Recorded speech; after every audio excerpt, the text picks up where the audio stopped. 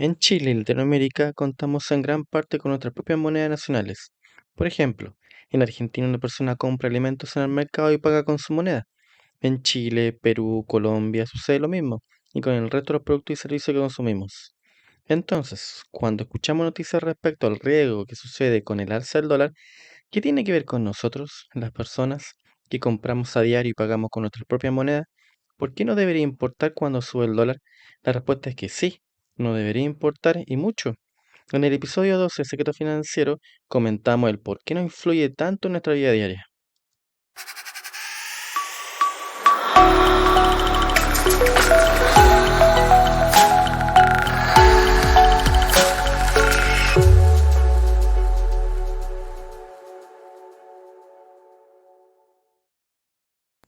En redes sociales se pueden encontrar muchos comentarios respecto al alza del dólar en relación a que como en gran parte de Latinoamérica pagamos los bienes y servicios con nuestras propias monedas, entonces no habría de qué preocuparse respecto a la subida o bajada del dólar y que no implicaría mayor tensión para nosotros. ¿Lo anterior es así? ¿Debiésemos tomar en cuenta este punto de vista o no? La verdad que las fluctuaciones que hemos observado en la valorización del dólar y sobre todo en este año 2022 a lo largo y ancho del mundo afecta a todas las personas que habitamos en aquellos países. Lo cierto es que sí nos debiese preocupar. El alza del dólar influye mucho y bastante en nuestras vidas, en nuestro presupuesto mensual. Influye esencialmente en todos los bienes y servicios que consumimos y que son generados en el extranjero, incluyendo los derivados de estos productos. Por ejemplo, acá en Chile, no producimos las bencinas con petróleo propio, sino que debemos refinar después que lo compramos al productor norteamericano, al asiático, al ecuatoriano, etc. El exportador nos cobra en dólares y no nos va a vender en otra moneda. Aunque le insistamos, por favor, le podemos pagar en pesos chilenos, él nos va a decir que no, tenemos que pagarle en dólares. La pregunta es, ¿por qué estamos casi obligados a pagar en esta moneda? La respuesta es que de este modo se facilita el pago de todos los bienes y servicios que se transan en todo el mundo. Por ejemplo, el productor de alimentos argentino recibe solicitudes de venta de sus productos a Chile, Perú, España, Colombia, México, etc. Entonces, él no puede aceptar recibir moneda de cada uno de aquellos países, por motivos incluso de conveniencia práctica. Imagínense aquí el productor a fin de mes cuando tenga que hacer una contabilidad de todas las monedas que recibió, del sol peruano, del peso chileno, el peso mexicano, el euro, por las ventas que tuvo en España. Imagínense realizar una contabilidad de todas las monedas, la verdad que tiene poco sentido práctico aquello.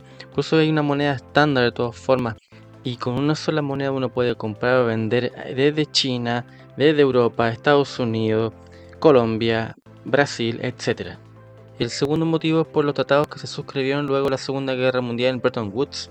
Bretton Woods son unos convenios que se realizaron en la ciudad del mismo nombre, en el estado de New Hampshire, Estados Unidos, y en el cual se acordó que la moneda de intercambio mundial sería el dólar norteamericano. Esto fue en el año 1944 y a partir de estos acuerdos, Estados Unidos suministraría la moneda al resto del mundo. Los acuerdos de Bretton Woods resultaron luego de las reuniones monetarias y financieras patrocinadas por las Naciones Unidas, que estableció política económica en el mundo. Más detalle de esto, de lo que sucedió en Bretton Woods, podemos exponerlo en un futuro audio video. Lo anterior no quita el derecho a comprar otras monedas, sobre todo para realizar ahorro o para preservar el valor. Estas monedas son las monedas de reserva. Estos casos ocurren en monedas de economías fuertes y estables, como lo es por ejemplo el franco suizo, el euro, la libra, entre otros. Entonces, luego de conocer que el dólar es la moneda para comerciar con el resto del mundo, tenemos que ver cuánto es la influencia que tiene el valor del dólar en nuestra vida. Y para eso tenemos que observar cuántos son los productos o servicios en el cual son elaborados en el extranjero. Y así podemos ver cuánto es lo que consumimos y cuánto fue lo que tuvimos que pagar previamente en dólares. Comprar desde fuera es dependencia pura y todos los países somos dependientes en cierto grado. Entonces, si nuestro país tiene que importar muchos bienes, entonces por todos ellos tenemos que pagar en dólares. Una pregunta, si en mi país pagamos con pesos, por ejemplo, ¿cómo obtengo los dólares para pagar al productor saudí por el petróleo, por ejemplo? Lo anterior es una pregunta esencial y vital. Un país siempre debe tener reservas de dólares para realizar las compras al extranjero. Si no es así, ese país no podrá consumir esos productos, ejemplo, comida, ropa, energía. Y esos productos son los que consume la gente de a pie. digamos el arroz, el zapato, ropa, etcétera. Hace unas semanas atrás esto le sucedió a Sri Lanka, un país de Asia. No tuvieron más dólares para comprar alimentos, petróleo, energía. Se quedaron sin casi nada para comer y sin estos productos esenciales. Sri Lanka colapsó como país. Imagínense lo importante que un país disponga entonces de dólares. Es porque si no los tienes, te quedas sin esos productos. Entonces, una pregunta, ¿cómo es el esquema para obtener dólares y luego ocuparlos para comprar los bienes y servicios que obtenemos del extranjero? Lo vamos a explicar con un ejemplo, y bien simplificado. Una persona de un país determinado, acá por ejemplo Ecuador, quiere comprar productos a China, se comunica con el vendedor chino y este le dice que primero tiene que realizar el pago. La persona de Ecuador se dirige a su banco central para comprar los dólares, pero los dólares no los recibe él. El banco central se encarga vía sistema financiero de hacer llegar los dólares al productor chino y este le envía por alguna vía de transporte los productos a Ecuador. En este caso, el Banco Central, el país, Ecuador, tiene que tener reserva de dólares para realizar esta compra, esta importación de productos desde China. Sin embargo, para tener reserva de dólares previamente, el Banco Central de Ecuador tiene que tener reserva de dólares. Y estos dólares los obtuvo por intermedio de las exportaciones que previamente se hizo desde Ecuador a algún país del mundo. Ecuador tiene producción, por ejemplo, de petróleo. Entonces, el productor ecuatoriano vende petróleo, por ejemplo, a, a México, por dar un caso. Entonces, cuando envió el petróleo a México, previamente México pagó con dólares, pero esos dólares no vino el productor de Ecuador, esos dólares se los queda el Banco Central de Ecuador. Entonces, así es como van acumulando reservas. Esa es una forma de cómo un país va acumulando las reservas. Entonces, cuando venga el caso que alguien quiera importar algún producto de alguna parte del mundo, se tiene que dirigir al Banco de Ecuador, al Banco Central de Ecuador, y él, como ya tiene la reserva, realiza los pagos. Esta es la manera simplificada de describir el esquema como un país es como tiene reserva de dólares y le sirve para realizar los pagos en las importaciones y recibir los dólares cuando se exporta. De lo anterior es por qué se explica que los países estamos en la obligación, entre comillas, de producir bienes y servicios. Y es para tener nuestras cuentas, nuestras reservas dólares, porque con ellos es que podemos comprar lo que necesitamos. Un país tiene que producir. ¿Para qué? Para venderlo al exterior y así nos van a pagar en dólares y nuestro país va a tener los dólares en la reserva para que también podamos comprar lo que nosotros no podemos producir.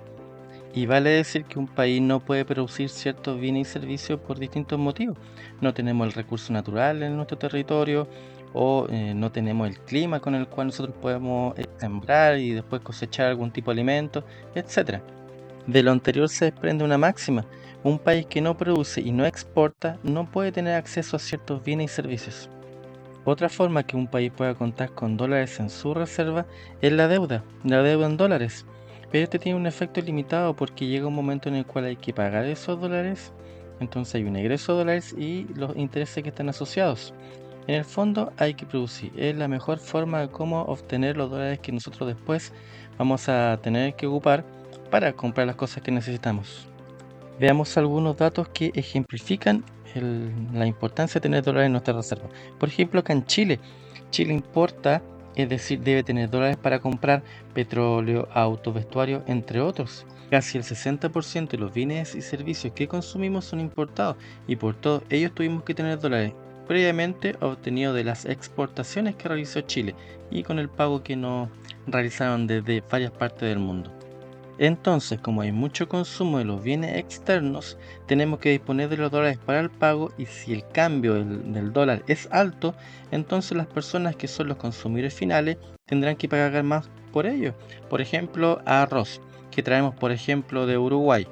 Si hace meses atrás el productor uruguayo nos vendía $100 el saco de arroz y acá la valorización del dólar acá en Chile estaba a 1000 pesos, entonces el saco nos salía en definitiva acá 100.000 pesos.